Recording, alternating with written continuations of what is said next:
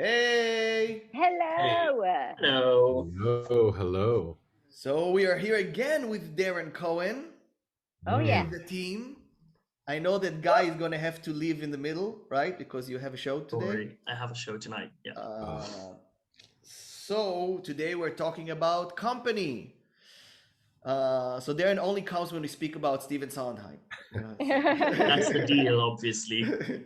I'll come to a different one. You have no idea how everyone I talk to is like, okay, so when you do a show about Sondheim, that's the one I want to be in. It's like, it's a really how do you say it? It's really Common. no Interesting.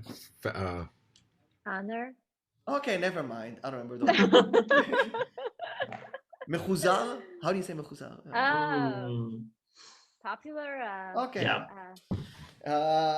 Okay, so we're talking about company, and the thing I wanted to start with is the different versions of company that exist, because it's interesting the way they took it. It's like it's a concept musical, and it gives directors a lot of freedom, considerably, to like sort of like put their stamp on it. And so there is the version with where the actors the play Jim the Doyle instruments. version, yeah. Yeah. The Doyle version with the instruments on stage. Yeah, That's so the one I saw. So there is that one, and there is the original, and there is the one with Neil Patrick Harris. That was a concert, but yes. Yeah, but it's also something different that we can also look at and see what they did with it. Yes. And trying to think, and there's the new one where they changed the Bobby IE one. Yeah. So it actually started in London and then came to New York, and then we had the pandemic. Did any of you see that musical? Like the I did. I've seen the closing night in London a few years ago. Yeah. And you have the 1996 Dunmore production, which was also a bit different. But you have like I think it's been revived and done a lot of times. Yeah. What do you think the greatest difference is between all the versions? The greatest difference?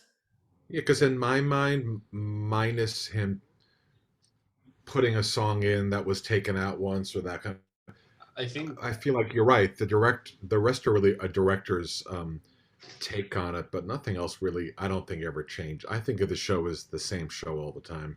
In my mind. Well, the way they did it in the last show, where it became modern, and all of a sudden you have like cell phones, and you have, it's modern, and it's interesting to see it, because a lot of times when I talk to people about company, they say that it's dated, like it feels dated, and it is about a certain time. So taking it to nowadays, like making it contemporary, more contemporary, it does change a lot, like the fact that they changed all the characters, and doing like male and female and all that. And I thought it was a lot of fun, and it's a really good show for directors because you can do a lot of different things. So with Neil Patrick Harris, where it was a concert, but still the way they change the set all the time, like with those boxes or the like the chairs where they come in. As a director, I really like finding those interesting ways of putting it and having the actors play the instruments. I love it the way that it's like a conversation. So like he says something and they're like da da, it's like the way they answer it is with the instrument. I think it's brilliant. In my opinion, it's more than just the basic concept of how you structure it. I think that if you want to go to like how the show will end, because you have 4 different songs that were used to try to finish the show. Right. And I think Mary Little is a brilliant way. In my opinion, should have been the best ending, because in their Bobby isn't really changing, and I think it will reflect like it will be like the best reflection of the character, because the first act ending. No, because the show in the original version was supposed to end there, Like they tried multitude of aims. Like Being Alive was the last one, and this is the end that we have today. But there was like a lot of selection or a lot of a try and error of how the show will end. So I think till this day there are like productions that try and change like the song over there. So this is like very interesting in my opinion. I didn't understand half the things you said, but I'm nodding as if I did. Because it's in English, I know. Oh, okay. I always remembered Merrily was the first act ending within time, isn't it? Yeah. Marry Me a Little, slicha. Yeah, Sorry. Marry Me a Little. Yeah. Yes. Yeah. Not always, but yes. Yeah, not always, yeah. Yeah. What do you mean not always? The first time I did the show, he made us put it in. It did not come with the material. It had not been used for a long time, and he made us insert it back in the show. Yeah, you can see vocal scores where it's not in. Yeah. People thought it was too much. It was just too much already. But one day he woke up and said, "I want it in, or I'm gonna find your theater." And that was it. From then on, any version that ever was licensed again had that back in it. And you nod and played it. Yeah. I really like the way that the scenes connect to the songs. I mean, I feel like this musical, the way this, when you have that moment where they fight and then all of a sudden she comes in, it's the little things you do together. Also you could drive a person crazy, right? Right? It's like the way he connected all the scenes and the songs, and it's so much fun again for a director to sort of like put their own spin on it. That's why I feel like there's so many versions, and like a lot of time people, like a lot of companies like to do that. A lot of companies like to do company. Play around. What do you guys think about the concept musical? Like where you have a story but you don't have a plot. What do you guys think about this kind of shows? I think it's hard. What do you mean?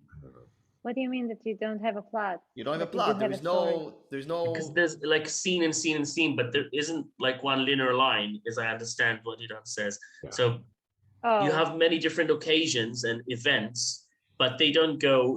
It's not like a time. Yeah. He really likes to play with that. He also did that in Assassins. Assassins is what? Yeah. So the concept musical thing, which I personally really like it. But I know it's not for everyone. Like a lot of people, they're like, okay, what happened right now? What's going on with the story, with the plot? But it's clever enough for you to understand the connection, and you walk into it, and you drive into it, or you listen to the music, and it leads you into something to think about as if there was a plot. I think I personally love it. I love it, concept music. It's funny because until you just said it, I didn't even think about the fact that it doesn't have a plot. Like to me, it had a plot. I really understood the whole thing. It seemed like a full story, complete story to me, and like with a beginning, middle, and end. Well, he just goes between his friends, and and sort of like learns each time something. Yeah, it's not really like a plot that goes through. Yeah. If you look at the tiniest of thread that connects all the scenes, which is there is this Bobby attempting to blow the candles, and it's such a small thing, and he does it, and it's like it becomes like a comical thing where he can't do it, but in the end he blows the candle and it cues the light and you're mesmerized. It's like it's amazing. It's like you with this like single tiny act, the audience, you understand that something is different now for him. And I love that this is like the genius of Sondheim, that you can take like such a small concept and make you feel so many things. Mm-hmm. Like Tick Tick Boom. But who's to say any of these brilliant things are Sondheim? Oh, for what do you George mean? It could be. It's good. Oh, is it the book or the lyrics? George Firth, he starts with the candles. Yes. Right, but I heard Sondheim saying in an interview where he was really looking to play around with the concept musical. That's why he was doing a bunch of those, and and it is like I thought more people would write in that way. I mean, so many people steal from Sondheim and make it their own musically. That I'm curious why it's not like that with the concept musical. I don't hear a lot of concept musicals, and I don't know why. I think they're hard to do, and I think he just was so good at it. We take it for granted. I just saw the one here about a month or so ago. I went in with a very negative attitude. I'm like, I love company, I love Sondheim, and I cannot believe what I'm gonna go see tonight. This is just ridiculous. And I have to say, I loved 90% of it. I thought was so brilliant and so creative that it really worked for me. The only thing I disliked was the person playing Bobby. That's a big one. It's a big one. And it bothered me even more that about the writing of that character. It really showed how tough it's one of the toughest characters, I think, in musical theater. Yeah. Because I don't get it. Why? Because that character is not terribly active throughout the show. Everybody's being active at him or her, whoever's playing it. Things are happening and most he of the time, yeah. is just taking it, but that's not terribly active for 2 hours worth of theater, I think. And then all of a sudden it's someone hold me so close. And I'm like, what? Where did that just come from? Like you're having a breakdown? Why? I also feel like the gender swap thing was hard for me at first because, first of all, I'm as a purist, I don't think it needs to do such a major change, and I also think that when a girl sings it, it gets a different interpretation. It's like when a guy, when a eternal bachelor sings it in the end, it's very different than a woman singing it because this is like. As a concept is more common, like Michelle Lev for a woman to have. So I don't know. It's like, yeah, but I think like that if you go and you do the whole gender switch thing, then it has to come with more like justifications in the material. I think it is justified. It is. She is like the way men were perceived in the 70s is the way women are perceived now, like the strong, leading today. You saw what happened with Will Smith and Jada. She's controlling it. I don't think so, because there was 10 years after it was released, they said no, Bobby should be gay, and then they said that it should be a woman. I understand the concept of trying new things, and I don't mind it as a whole. But I don't think company is dated. I think one of the best thing about it can be done 50 years from now, and the core concept of it, of wanting to be alone or fearing relationship, is something. I agree. Yeah. I just think it's about the performance. Gay? Was Bobby written gay? No. No, but there is like Because you just said that. No, but there is one line in the song when he talks to. There is like a one mentioning of it, of being with a guy. Right. Well, he said, I experimented. Yes. It's not the same. No. But I know that sometimes people like to cast like people who come across gay for this role. I really like Raoul Esparza when Darren talked about like not being very active. I feel like Raoul, especially with that version where he stands like on blocks and he's like up there and you can see like his reactions to everything. It's more conceptual because he like looks straight to the crowd, to the audience while they're doing their thing, and you can really see like his reactions. So I felt like that's a pretty good solve for that. Yeah, I think directors have to make sure that we see what Bobby's experiencing for 2 hours, right? In order for him to earn being alive, or why, or where is it coming from to have this breakdown? And this production, at least a month ago, not only did she not earn it, but she couldn't sing it. And I thought, oh my God, I waited 2 hours and 10 minutes for this and there's nothing. I'm so angry. It was the same feeling for me in London. I think it was a different actress, but she wasn't as good as well. And that was a big disappointment because the rest of it was great. It was fun, yeah. Yeah, I loved the gay couple. And yeah, they were hilarious. I loved many things about it. And Patty got a dream role. Patty? Yeah. I didn't love her. Darren didn't like her. Patty's Patty. Yeah. I wanted to, but I was a little disappointed. But to say what you were saying before about female, people thought having a female would justify it more because a woman's body clock is ticking. And if you want to have a child as a woman getting older, is it too late for you to have a career now that you've raised a child? They thought this would actually make more sense where a guy can do what he wants till he's dead, But with this actress or it didn't give it that sense of, I want to belong. I don't know. It didn't matter. And therefore we didn't care a whole lot, Anyway. So about it's about the interpretation of the musical. So basically it starts with the birthday and then it's like every person has like a different interpretation of what's actually happening there. So what do you guys think? Is this like in his head? I heard like a bunch of theories of what it actually is, but I feel like it's all opinions because it is conceptual, so you can take it. So what do you guys think? Is this something in his head? Did a year pass and this is his next birthday? Was he waiting outside? What's going on here? What do you guys think? I always thought those are memories, or they're not necessarily happening now.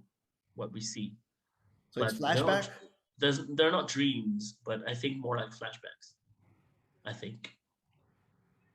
Flashback or different timelines? No, I think they all happened, but not in the moment, not in the now. Yeah. So but we experienced them as if we were there with him at his moment, I think. Yeah. Tal, Na'ama? I think those are events that he recalls during I think that he understands that he's about to be 35 and he recalls like this is how he understands how old he is, because he remembers like meeting his friends and it's all in the context of, God, I'm 35 and I have nothing to show for it. So why is he not coming in? I think because like through the act of like remembering, he understands that he's not like he tries to understand what's blocking him. Okay. So you look like Lin-Manuel today, Idan. I get that sometimes.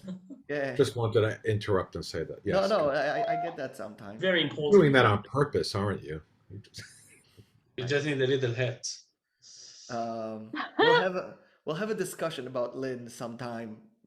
But I'm not an enormous Hamilton fan. So me either. Neither am I. I'm taking this opportunity. I do really like Lin. Like I feel like he's an inspiration. But yes. Now, what do you think about this? What we're talking about? I'm not sure I understood which scene you were talking about. The interpretation of the musical. Like, what's the interpretation? What he comes in? The whole musical. Yeah, the whole musical. Like, is this something because it starts with his birthday and it ends with his birthday, and then how is this all connecting? And in the end, they go out. Huh? I don't think it's in his head. I think it's different periods from one birthday to the other that makes him feel differently when he comes to the. So you think it's a year later? Yeah. It's interesting how you can, when you do concept musicals, you have those interpretations to this thing, and it's something to really discuss. And But you know what? Now that I understand the question, I think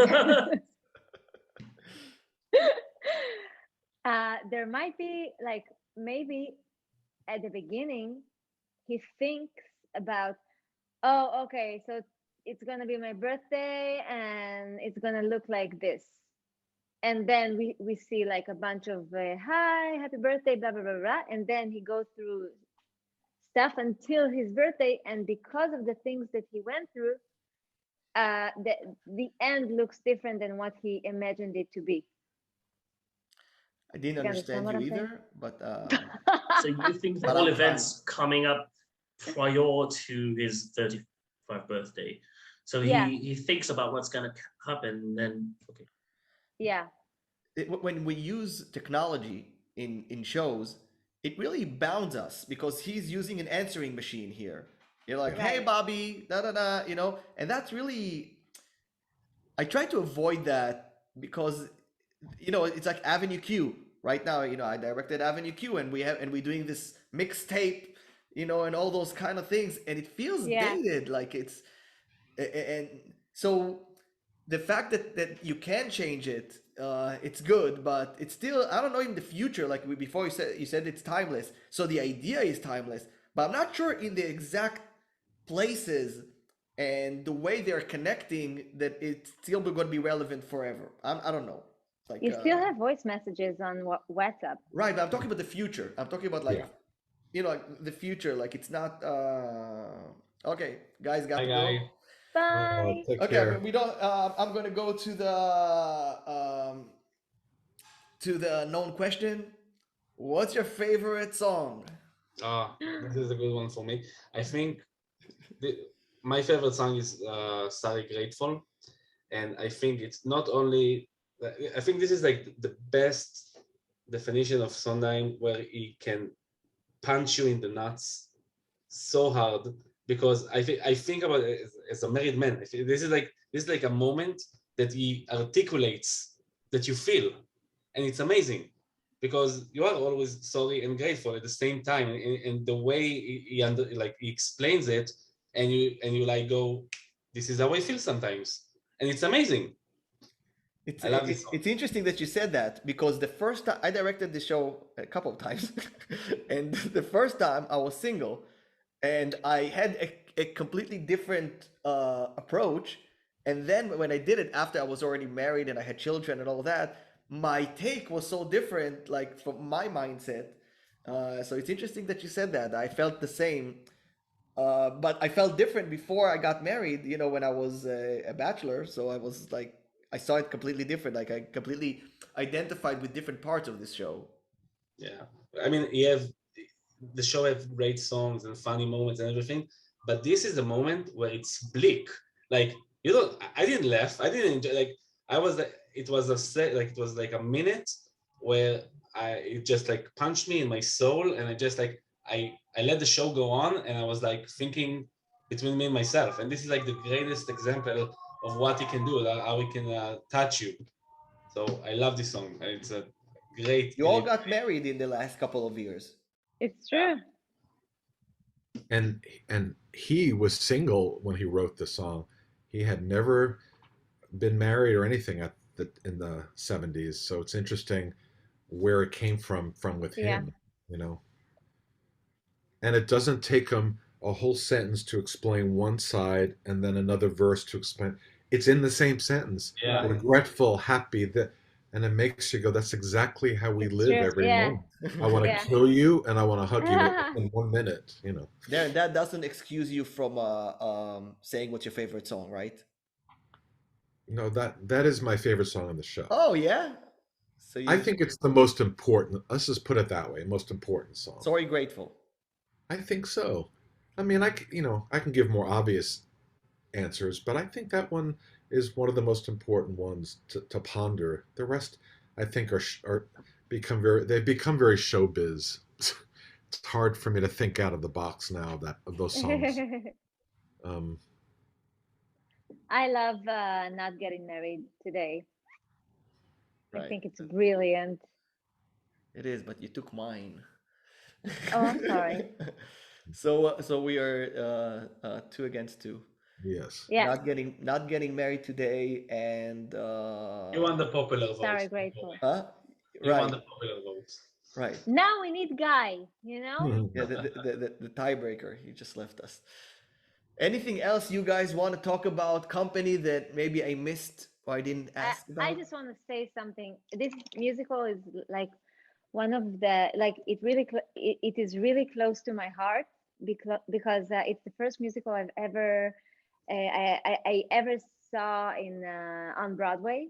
It was the first thing ever, and I won the lottery for it, and I sat in the first row in the middle, and like I got all the spit on my face, and it was the one that they played with Raul Esparza. instrument. Yeah, he's a spitter.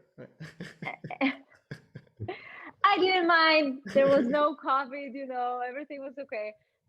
But it was just, it took me to this world that I really wanted to be a part of. And I saw how it looks on Broadway. And it was such a special experience for me. So I love this musical. I think it's brilliant.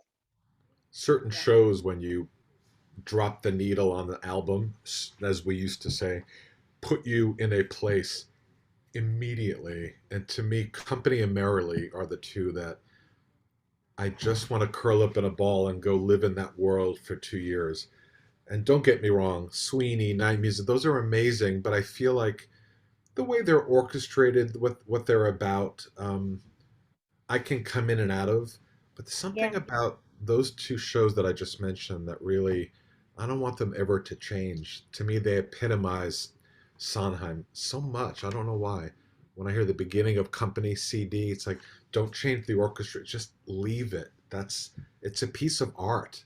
I want to look at it this way. That's me.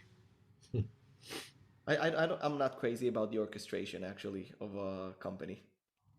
It's silly. It's like the Partridge Family, but it's what it is, and it's what it was when it was written, and I think that's why it just, I don't know. Right, but when we are, it's just like I said, you know, right now, 2022, it's just like the orchestration is not. I know. It's not what it's not, you know, for me right now. Yeah. But I enjoy the show very much. I love it, but the orchestration is actually not my cup of tea. No, it doesn't reflect a change in time, obviously. But I prefer Into the Woods when it comes to orchestration. For me, at least, and also Sweeney. And actually, my favorite one from all of them is Assassins. It's the most different. It's certainly most interesting. The way he connected there, like this concept musical, I feel like the way he used the timelines and how this connects to that and all that. I really like it. Also musically, I really like Assassins. I feel like they're just great. So I love like the gun song, the barbershop quartet style thing, and there's so many cool ideas there. Yeah, so smart. I think that now that Sondheim has passed, and I'm sure that there will be a lot. Like I think in the next 2 or 3 years, we're going to see a lot of his work, and probably, and I hope that much of his lesser known work will be produced. So I think that we're going to see a lot of new interpretations. Like what? Well, I'm guessing that you'll see, like, I really want to see, you know, finally his newest musical, which I'm guessing will go. But I'm also talking about Frogs, and you have Pacific Overtures, and like a lot of shows that wouldn't have been produced any other way. Maybe now we'll be seeing again. I'm just not sure if there's enough audience to do it on Broadway. You know, you have encores, and you have like places specifically. Right, so it's like a limited run or something. It would have to be labeled as, you know, 6 weeks only, you know, Pacific Overtures. Bernadette Peters. Yeah. You gotta have that name to sell those tickets. In Pacific Overtures? No, I said, you know, just like a name. Oh, yeah.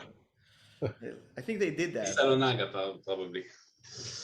Well, inside joke. But it's good. When I did my first company, the show opened. The director went on to something else and was out of town. And she calls me. Don't yell, but we had cut Someone Is Waiting from the show. Okay. Someone is waiting. Why? Because that's the same time he made us put in Marry Me a Little. And she thought, Someone Is Waiting and Marry Me a Little and Being Alive, it's too much of the same damn song. We're going to get rid of that one. And she can? Wow. No. And she calls me and going, we just got a cease and desist, which means the theater's going to shut down tonight. They're going to shut us down if we don't put that number back in tonight.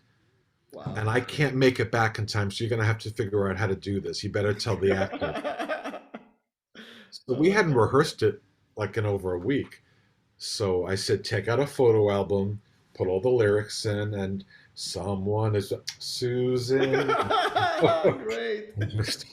And just get through it until you memorize it, and then we'll get rid of the photo album. Darren, did you ever consider directing? Every day. Okay.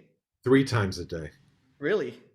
Yes. It's always. like, if any Broadway producers are watching our shows, I highly recommend Darren Cohen to direct shows. I mean, you're great, and you should be. I don't want to music direct anymore. So you want to direct, not music direct? Yes. I feel you. I used to do some musical directing, and I didn't want to do that anymore. That's when I hired Guy, who was here before. Wow. And but I used to really like it back in the day. But sure, I like directing more. It's hard to be quiet with somebody else's bad ideas going on. It's very, very difficult to sort of like follow someone else's vision. I feel like it's harder to do that rather than just own your own. But that's where sometimes it gets difficult, because there's so many ideas for other people, and sometimes they like to say it out loud. Yes. Where it's like there is one vision, and if you start listening too much to other people, then it's not you and your taste. This is something that's always I always try to avoid. Like, I'm like, okay, you can say whatever you want to say, but I'm not necessarily gonna do that. And not to be mean, but you have to respect your own vision, or you'll never develop, and you'll never be a better and better director. Yep. You know. Right. But anyway. So which musical would you direct, if your dream show to direct?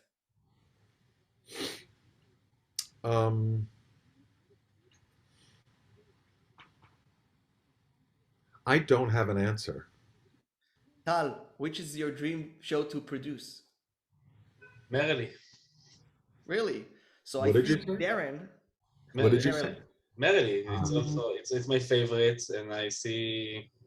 Na'ama. And I want to take Liz Calloway again. I want to put her I want to do the same things I want to do, like the reverse of the mistakes that Sondheim did, and now I want like an old cast for Merrily. I want them to be like in their 50s or 60s. So next year at my school, let's do Merrily. Okay, Tal, you're going to produce it afterwards to take it out. That's good. Okay, we're going to bring Na'ama back to the school. Yeah. Na'ama, what's your dream role? Wow. I think maybe do Bobby and Company. Wow. It is an yeah, that or Waitress. Hey, Mary or from Merrily, and you can Ordinary jump the Days. train here. Ordinary Days What? you already did. I know. What did you say, Tal? Say a character from Merrily, and you can jump the train with me and Darren. Yes. All right. Let me think about it. All right. Not just, you know. So September 2024, right? Yeah. Yeah, sounds good to me. Wow. Yep. I think I have. Tell me if you think this is not accurate. I always think, because you guys are on the other side of the world, that when you come upon a piece that you want to direct or produce, do you feel a great freedom to reinvent and to reconceive? I don't, because the attorney's office is down the block. The composer is going to send somebody in and we're going to close this. My whole career, I never feel like I'm going to fix Merrily Watch. Like, I would not touch the material. I'd be afraid. I really want to see how Idan will respond in the record. You know what? Over there it's in English, and in Israel it's in Hebrew, and sometimes it just doesn't work. It just like when you try to do it in the as company. I mean, doing Stephen Sondheim lyrics in Hebrew, it's difficult. I can't. I can't imagine. And sometimes so I just I take liberties, and Darren, you remember the fiasco of the Gershwins, Porgy and Bess? Yes. When it was 70 years have passed and you can do whatever you want with the source material, and Sondheim wrote a letter saying don't ever touch anything. Yep. But I remember. And this is, in my opinion, it's true when it happens in the States. I think that like one of the problems we have as a country that is not like outside of the States, you have to think that people will not understand. We don't live the culture as well. So sometimes we have to make certain changes, otherwise audiences won't get like the gist of the material. And I would say like another problem that we have, like one of the shows I really wanted to produce was Elegies by William Finn. But it's very hard. Like even once you pass the whole concept of it's funny and cheerful, but it's about death, it's very hard to understand 9/11 through the eye like to a different country. So we have our own limitations when it comes to the audience. So we have to find creative ways, like Idan does, like to pass it. Fine, arrest me. All right, guys. All right. It was wonderful speaking with you, and I hope to see you soon. In comes company. All right. Bye. Bye. Bye, everybody. Bye.